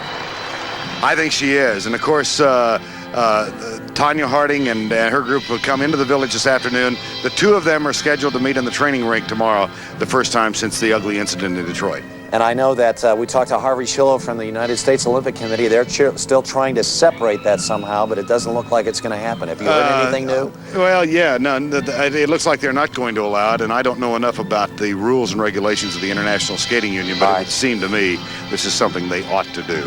All right. Thanks, Verne. Thank you so much. Live from Hamar this morning. We want to go back cross. Here in Hamar, the Hall of Northern Lights is affectionately called the Hot Tub, and indeed outside it does look